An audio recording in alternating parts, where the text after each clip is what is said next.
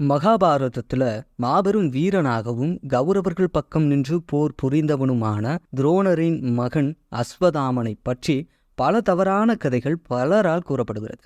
அபிமன்யுவின் மனைவியான உதத்ரையின் பிறவாத குழந்தையை கொல்ல முயற்சித்த காரணத்திற்காக கிருஷ்ணர் அஸ்வதாமனுக்கு இந்த பூமி இருக்கும் வரை உயிருடன் இருப்பாய் என்று சபித்ததாக பல தொலைக்காட்சி தொடர்கள், திரைப்படங்கள், நாவல் எழுத்தாளர்கள், புத்தகங்களை ஒரு முறை கூட படிக்காத பல யூடியூபர்ஸ் போன்றோரால் கூறப்படுகிறது. சமீபத்தில் வெளிவந்த கல்கி 2898 படத்தில் கூட அஸ்வதாமன் உயிருடன் உள்ளதாக கூறப்பட்டுள்ளது. பலர் அஸ்வதாமன் இன்னும் இருப்பதாகவே நம்புகிறார்கள். ஆனால் உண்மையில் வியாசர் மகாபாரதத்தில் கிருஷ்ணர் அப்படி ஒரு சாபம் கொடுக்கவும் இல்லை.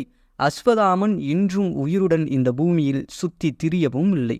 தந்தை நிராயுதபாணியாக அநியாயமாக கொல்லப்பட்டதையும் மன்னன் துரியோதனன் அதர்ம முறையில் கொல்லப்பட்டதையும் கண்ட அஸ்வதாமன் பாண்டவர்களை எவ்வழியிலாவது பழிவாங்க வேண்டும் என்று நினைத்து இரவோடு இரவாக பாண்டவர் 5 தவிர அனைவரையும் கொள்கிறான். இதன் பிறகு அபிமன்யுவின் மனைவி உத்தராவின் கர்ப்பத்தில் இருக்கும் சிசுவை நோக்கி அஸ்திரத்தை கொண்டு கொள்ள முயற்சித்த போதுதான் கிருஷ்ணர் அவனை சபிக்கிறார். கிருஷ்ணர் அஸ்வதாமனுக்கு எந்த நண்பனும் இல்லாமல், பேசுவதற்கு எவரும் இல்லாமல் காடுகளில் வாழ்க்கையை நடத்தி கொண்டு 3000 ஆண்டுகள் இந்த பூமியில் வாழவே சாபம் கொடுத்தார். கிருஷ்ணர் அஸ்வதாமனுக்கு சாபம் கொடுத்த வருடம் கிமு 3138 வருடங்கள் முன்.